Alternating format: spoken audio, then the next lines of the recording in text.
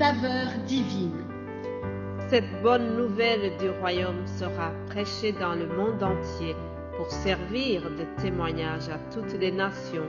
Alors viendra la fin. Ce pain céleste vous est présenté par Immaculée Niraneza.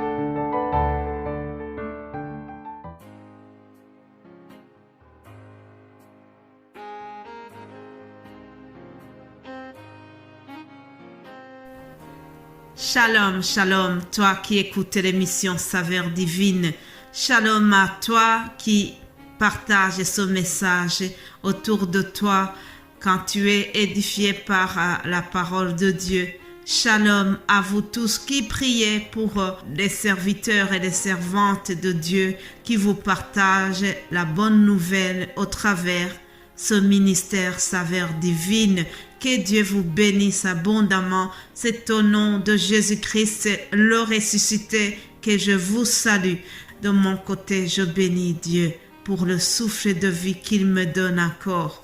J'ai la joie de continuer à vous partager ces messages malgré la situation. Mais le Seigneur reste le roi de ma vie. Alléluia. Alors, continuons notre thème de la semaine. Comme vous le savez, nous nous basons sur les Actes des Apôtres, verset 4. C'est une parole, une recommandation que Jésus-Christ a donnée à ses disciples. Lisons Actes des Apôtres, chapitre 1, verset 4. Comme il se trouvait avec eux, il leur recommanda de ne pas s'éloigner de Jérusalem, mais d'attendre ce que le Père avait promis, ce que je vous ai annoncé, dit-il. Alléluia. On va juste lire ce verset 4. Ne pas s'éloigner de Jérusalem. Ça, c'est une notion qui peut paraître géographique, mais je vous invite à le voir aussi d'une manière spirituelle. Ne pas s'éloigner de Jérusalem. Jésus veut dire aussi ne pas abandonner la foi. Restez dans ce que vous avez cru. Ne pas abandonner l'œuvre de Dieu à laquelle il t'a appelé. Ne pas abandonner l'Église. Ne pas abandonner le ministère que Dieu t'a confié. Ne pas abandonner Jésus-Christ. Restez dans l'appel de Dieu. Restez dans le cheminement vers le ciel.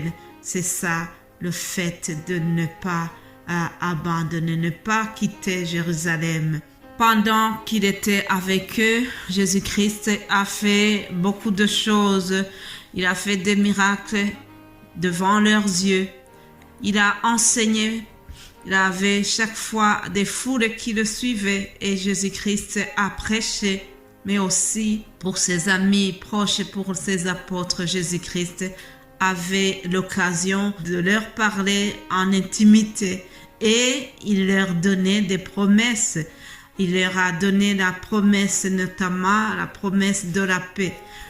Lisons cette promesse dans Évangile selon Jean 14 au verset 27 où Jésus leur dit « Je vous laisse la paix, je vous donne ma paix, je ne vous donne pas comme le monde donne, que votre cœur ne se trouble point et ne s'alarme point. » Alléluia, que votre cœur ne se trouble point. Mes bien-aimés de Dieu, dans les promesses de Dieu, dans les promesses que Jésus avait données à ses apôtres, il y a aussi cette paix.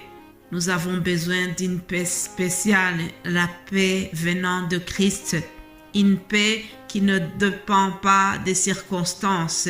Il y a plusieurs choses dans ce monde qui sont en train de troubler la paix de nos cœurs.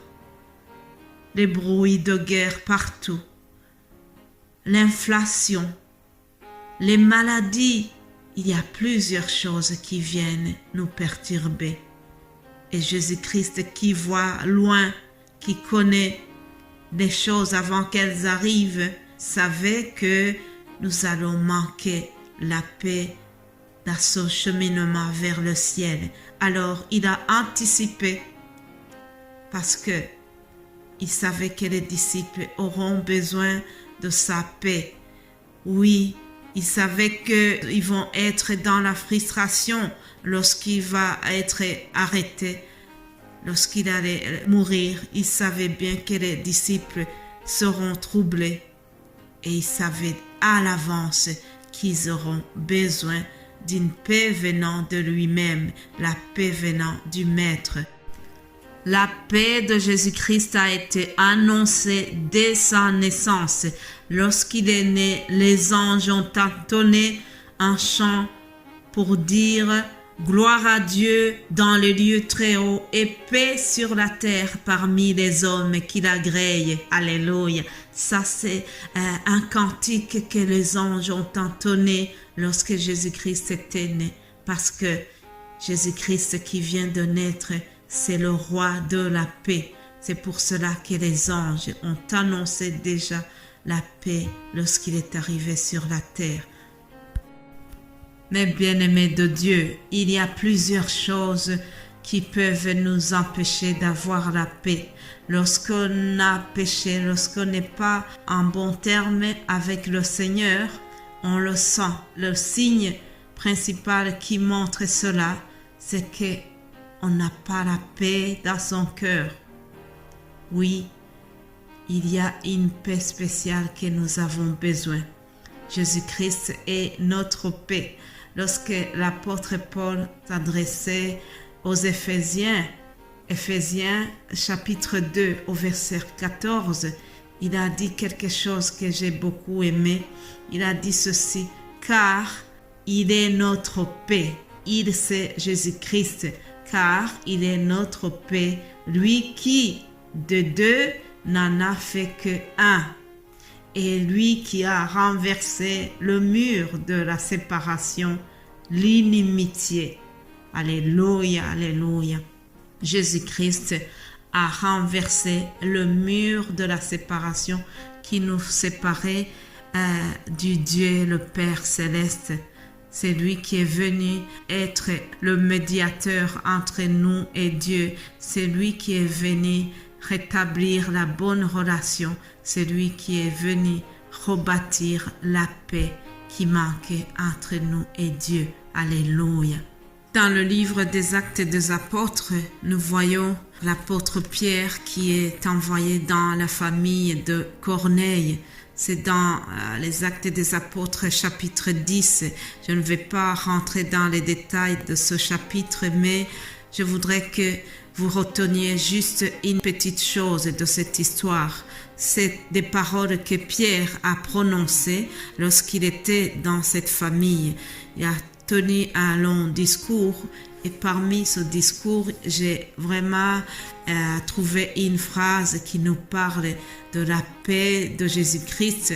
Au verset 36, Acte 10, 36, Pierre, il dit ceci: il a envoyé la parole aux fils d'Israël en leur annonçant la paix par Jésus-Christ qui est le Seigneur de tous.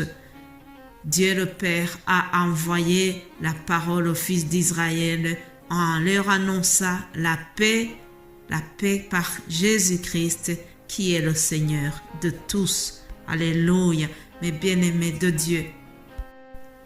Lorsque Jésus-Christ recommande à ses apôtres d'attendre ce qui leur a été promis, dans ces promesses-là, il y a cette paix que je viens de vous parler. La paix, c'est quelque chose de très très important. La paix est l'un des fruits du Saint-Esprit. Je termine en te souhaitant d'avoir la paix. La paix dans ta maison, la paix là où tu travailles, la paix là où tu vas à l'école, la paix dans ta vie entière. Sois béni au nom de Jésus-Christ. Amen, amen.